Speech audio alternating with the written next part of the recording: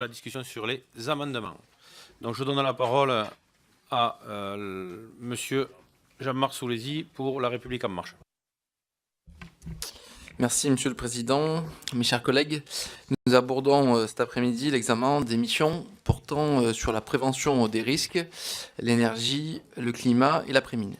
Je tiens tout d'abord à féliciter Madame Brulebois et Madame de Temmerman pour leur engagement, leur travail de terrain auprès des services et des agences de l'État. Les défis de la transition écologique ne sont plus à rappeler. Le rapport du GIEC a de nouveau mis en exergue les conséquences humaines, écologiques et environnementales désastreuses de l'augmentation des températures.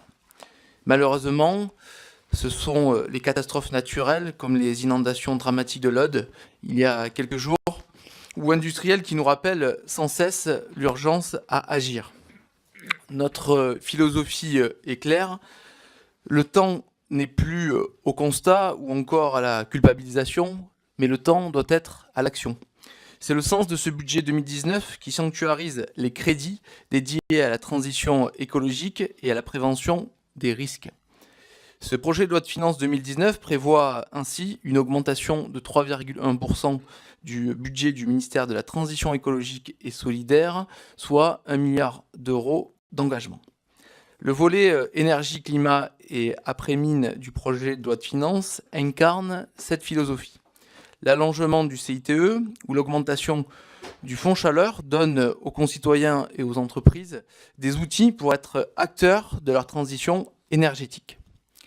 Madame de Temmerman, chers collègues, comme le souligne votre rapport, recherche scientifique et innovation technologique sont au cœur de cette transition. L'innovation, je le crois, doit être le carburant de la transformation de notre modèle énergétique. Pourtant, votre rapport pointe du doigt un paradoxe. D'une part, un niveau de financement élevé pour la transition énergétique, mais insuffisant à des moments clés de la vie des projets, mais d'autre part, une consommation insuffisante des crédits d'innovation mis à disposition dans les programmes de subvention existants, en particulier sur le plan d'investissement d'avenir.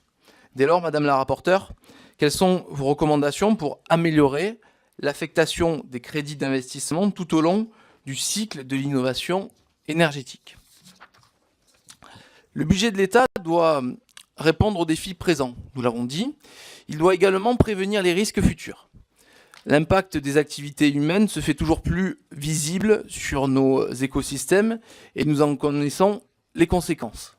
Dans les Bouches-du-Rhône, je ne citerai qu'un seul exemple, vous commencez à le connaître, notre cher étang de Berre.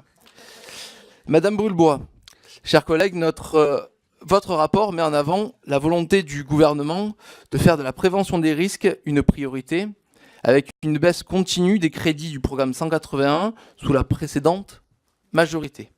Il est de notre rôle de parlementaire de garantir aux opérateurs tels que l'ANSES et l'INERIS les ressources nécessaires à la réalisation de leurs missions qui sont cruciales pour la sécurité de nos concitoyens. Ces deux établissements ont un rôle central à jouer dans la prévention des risques dits émergents sur lesquels vous mettez l'accent dans votre rapport. Je pense notamment à l'impact du développement de la 5G, à la multiplication des effets cocktails ou encore à l'exposition aux perturbateurs endocriniens. Madame la rapporteure, selon vous, comment pourrait-on accroître les synergies entre les secteurs privés et publics afin de renforcer la prévention de ces nouveaux risques souvent mal définis et mal connus? Je vous remercie. Merci beaucoup pour le timing. Monsieur Brun pour Les Républicains.